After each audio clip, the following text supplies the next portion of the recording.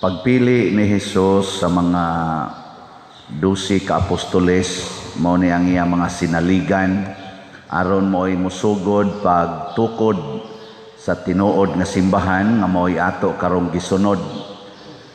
Ang nag-unag yun nga buluhaton sa mga apostoles, matud pa niya diri, ako mong gipili aron makig-uban kanako, niya ako mong ipadala aron pagwali sa maayong balita.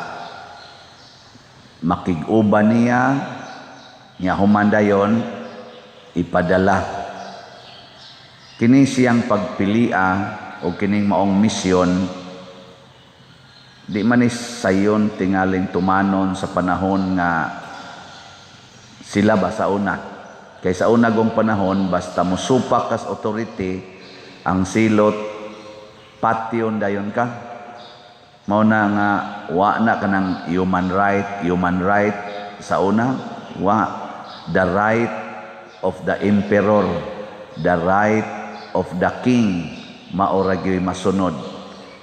Mao na si David sa unang pagbasa, nakatagamtam siya aning klasihas batasan, nagtinarong siya og alagad ni Saul nga iyang hari, pero gipangita siya sa hari kay patyon.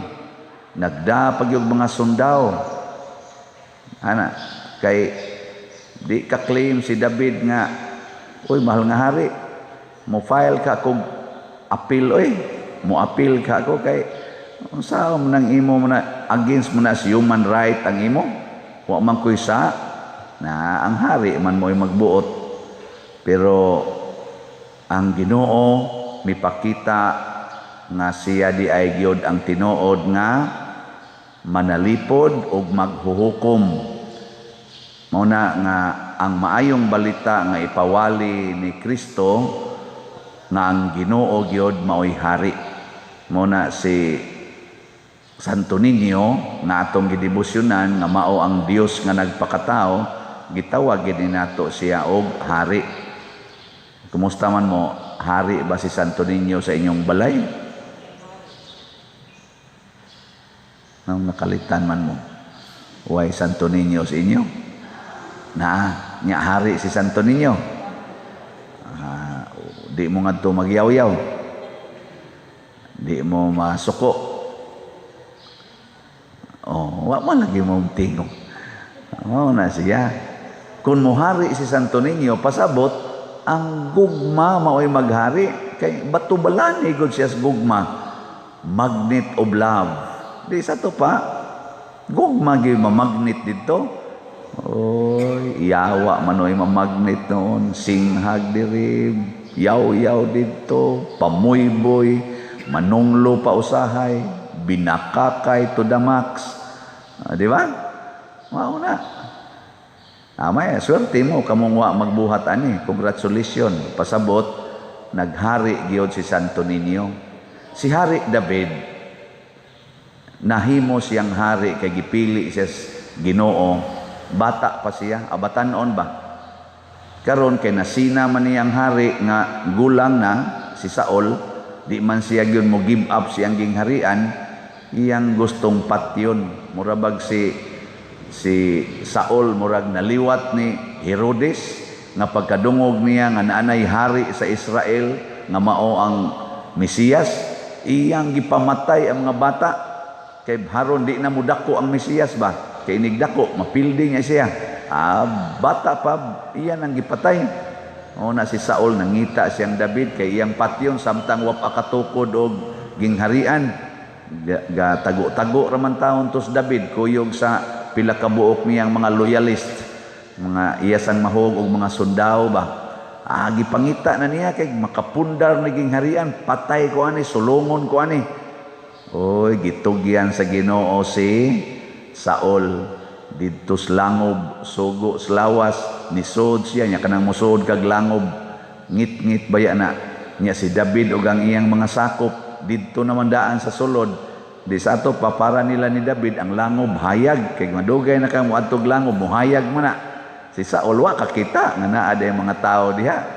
Gitabasan pang David ang iyang sid-sid siyang sinina, siyang espada, puting-tingal itong haita kay wa gud kamatngon si Saul. Di og gidugsak patog ditso, aperting pataya. Pero si David ang naghari, siyang kasing-kasing ang gugma sa Ginoo. Dali kay siyang nakaingon, di nako patyon kay pinili rabanis Ginoo, nya gihigugma biya nako ang Ginoo, nganong patyon manako ang iyang pinili. Nindot ano? Og naatay kinaiya ingon ana ba? Pinili rabanis Ginoo, nganong ako maning kuralon ang ilang agianan.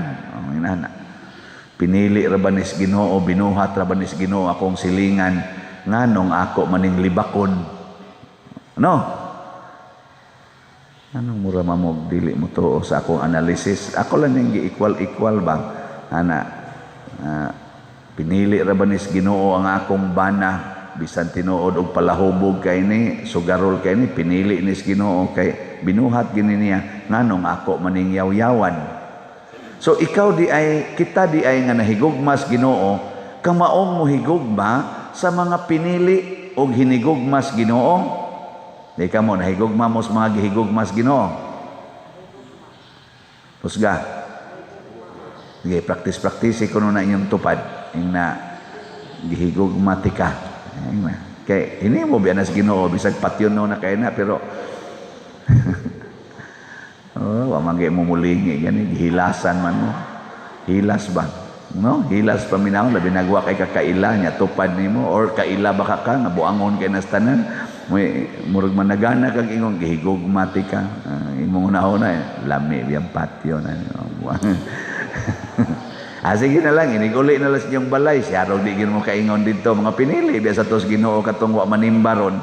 Ato dito ay, galuko pa, kay kaadlaw na natog, sige in tawag kuan, nanamay kurinti, nanamay sa signal, sige na sa internet, may panoog, nangit-ngit ang panahon, kay magsuga rag kandila, sayo kay matog, karong ni balik ng suga, balik na sa signal, basta dugaya matog. Ana, pero pinili tos Ginoo, ing na to, uli ni mo, gihigog mata mo, ay pakapini mga buanga mo, ayan, sa usahin, gihigog mata mo, mga buanga mo, ayaw, pakapini. Muna si David, iyang gibuhat, ang pinili is Ginoo, higugmaon.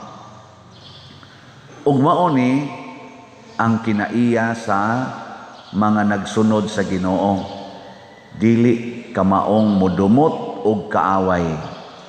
Si Saul gud pagkadungog niya sa gisulti ni David nga akong gitabasan ng sid-sid sa imong sinina, pero di ti ka maako nga patyon kay pinili kas Ginoo. Nya gi-describe pa gyud ni David, mahal nga hari, kinsa may imong gipangita, patay nga iro o pulgas. So ang pagtan-aw ni David sa iyang kaugalingon, mura ra siyang iro, mura ra siyang pulgas sa iro, ikumparar ni Saul na hari, nagpaubos siya. Pero si Saul tungod sa pagpaubos ni David, ni hilak si Saul, nakaingon siya, pastilan David, mas buutan gyud kanako kay ang akong kadautan imo manggibaslan og maayo. Kamo naitaw nga magsigig lutos nimo, magsigig daog-daog nimo, kamao pa kang musmile anang tawhana? Ako, ambot ka, kamao ba ka musmile? Ambot lang ha, kanabang tao ba nga magsigig yung libak nimo, ang tanan yung pagdaot, iyag yung buhato nimo, kamao pa kang muhimog maayo ana niya? Congrats! Kung kamao, kinsay kamao niya din taas ko ng kamot bi, kanang nakabuhat na ana. Kanabang tao nga, ang iyang pag among-among nimo di lang ingong limit laga may patyon yung kaniya, niya buhaton gina niya tanan. Niya, ikaw mo buhat lang yapong kag maayo niya. Nawagtangan gug balay si David, di agud siya kauli dito sa iyang pinuy-anan, kay tuang mga sundao ni Saul gaandam kay patyon siya, pero kamao lang yapon siyang mubuhat og maayo aning tawhana. Kanang tao ro nang hingili ni mo des imong balay nga di nakakabalik og puyo, kamao pa kang muhatag niyang maayo? Ako di ko kasiguro, pero madara ba gid unta na kung naatay Ginoo mo na atong pasudlon si Santo Niño. Karon sa adlaw gi sa ulog sad ang pista sa usa ka martir. Sikat kay ni siya nga pagkamartir, nagdebosyon ani mga dagkong mga santos po nato, sila Saint Ambrose, mga sila San Agustin ug uban pang mga santos sa karaang panahon. Martir ni siya sa mga towards the end of 2nd century. Kinsa man sa Binisaya si Santa Ines, sa in English Saint Agnes. Unsa man siya nga pagkamartir, tiguang o bata? Kaila mo niya Saint Agnes? Wala gigil mo ibasa-basa kanang internet ba naa na dihay daghang mga santos. I-click sana ninyo unsa man inyong gibasa na inyong internet, sige daan ang cellphone na sa una mo palit pa mi ana ka ng mga ako palit pa ko anang libro sa Lives of the Saints na ako dito kay ako nang basa-basahon at least kada adlaw makabasa tag usa ka kinabuhi santos. Liyawat na lang ba matakdan tagamay. Karon nindot na kayo kay i-click lang nimo ang kana ganing Google. Oy si Google may kayo tagaan jud kaniyang mga santos properties ang daghanang yawa-yawa na sa Google noon. Pero nasa santos dia. Si Santa Ines, mga 12 anyos di martir. Di pagod kadaog ang iyang kamot sa gidakon sa kadina nga gihigot siyang kamot kay gamay kay siyang kamot. Kanang 12 anyos god nya kadinahan imong kamot og tiil kay guruyon ka. Galisod pa siyang daog sa kadina. Matod pa sa istorya, pwede ra gyud kuno ang mga bata anang idara, ang mga batanon anang idara, hadlokon lang nimog dagom, slukon kaning dagom, rumuhilak na kay mahadlok nagdagom.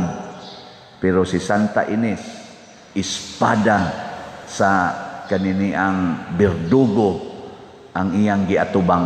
Wa gyud siya mahadlok. Ang berdugo na gon mo inahadlok kunong mutigbas niya kay maluoy bata man tao niyo siya pa iniimbitar ay sus ihapos na imong kuan kay dugay na kung paabot ana ihapos na imong espada kamo kadinahan imong kamot nya managana ba kay silingan nimo ang berdugo iyay ako pag silingan sige kung pangutang ani nya kuman man sa hari nga patyon di ka maingon ka sige na dong kanang putla na akong liog mana ka mingon tingali ko, tamtami ko ka dito. Ikaw sa mga wak ka mahibaw nga ako si kong tabangin. Imong ulo-uluhan. Pero si Santa Ines, gipugos niya ang berdugo, putla ang akong liog. Kay gusto kong muhalad ngadtos Ginoo sa akong kinabuhi. Ninduta, no? Ug maunay gitawag og pagpapahawa sa mga yawa. Kay ang gahom nga gihatag ni Kristo sa iyang mga tinunan, makapapahawa mog yawa. Ana gyud yawa. Lingi ako na imong tupad. Ingna naa pa kay yawa diha. Hina. Daghan kay natoy na yawa. Unsa may timailhan nga na yawa? Ang number 1 yung timailhan kana yung kahadlok. Basta mahadlok na gani ka, naa jud kay yawa. Ni ikaduha nga timailhan nga naiyawa kanang kasuko. Masuko na gani ka na adyo kay yawa. Ato lang ning mensyonon ang pipila ba. Ikatulo nga naay timailhan nga yawa nimo kanang pagpamakak kay ang yawa bakakon gyud na. Musud gyud na nimo mamakak gyud ka. No. Ang imong buhok puti na, imo nang mamakak ka, imo nang kulurag itom. Mamaka ka ba? Or imo nang ipablan. Haron kunuhay, nindot ka tan-aon, pero bakak na gunagod. Ang imong kilay, nipis na, imo nang badlisan. Kay mamaka ka, kay ang yawa mo'y gasulti ni mo, ana. Ang yawa. Ipasundayag nga, kunuhay, nindot kag kilay, pero dili god, katagog kag kilay god. Ana. Imong naong lagom kayo, ingnon kasyawa pamakak inang puti imong naong imo sa nang papution nam gamit ka ng mga chemical para mo puti. Kisa may gasultin mo anang pamakak. Unya rabag sultihan ka, muwali ang pari, masuko sa ka, ana agad puyawa diya nimo. Unya karon kay idiglag gawas nimo siga namang adlaw, masunog man na imong panit basta naa kay gibutang chemical, hadlok na sa kang masunog aparte yung yawa, naa nimong pamakak, naa nimong kasuko, naa sa nimong kahadlok. Oh, na siya, yawa mo ana. Papahawaan ng yawa. Unsa may gamiton? Gugma sa Ginoo. Matud pang Santa Ines, ang akong kinabuhi iyagyud sa Ginoo. Ang akong lawas kinahanglang ihalad sa Ginoo. Si David, ang iya sang gihigugma ang Ginoo og naapil niya gihigugma ang mga pinili sa Ginoo. Bisan pag ang pinili sa Ginoo mura naghudas. Kaya di ang sa gipili sa Ginoo diri sa 12, Judas mabudhion. Si Saul muram to siya Judas pero gihigugma gyapon ni David. Ang tao nga mahigugma kanunay naay Ginoo, ug ang tao nga mahigugma kanunay way kahadlok, way kasuko, way pagpamakak. Kamo mga asawa, inyong bana bakakon naa nay yawa. Nya unsaon pagpapahawa? Sige higugma. Tanawa si Saul, gisigyag higugma ni David. Nawagtang ang yawa diyang Saul. Nihila ko ningon David, mahimo jud kang hari. Ana, mahimo jud kang hari. Ayaw intawag hutdag patay ang akong kaliwat. Ayaw intawon papasa ang angalan sa akong kaliwatan. Niampo na siya. Mura na hinog Ginoo si David para ni Saul. Diba sa atong tubag sa Salmo, unsa to? Kaloy ako, o Dios, kaloy ako. Pero si Saul dito ni ampo, tanawa karon, hastang ato mga santo, sila Saint Ambrose, magsigig ingon ni Santa Ines, Santa Ines, Saint Agnes, tabangi ko, kaloy ko, nga malig-on ko sa akong pagtuo sama nimo. Tanawa kita karon, nagsigig tag ingon ni Santo Niño, kanamo maluoy kaunta na kanimo nangilaba. Gipatay biya sa ni si Santo Niño na gilansang sa cross. Tanawa karon, di ba kusog itang musangpit ni San Vicente Ferrer. San Vicente, sa tong goso ka na? Iampo. Sa to wording ana.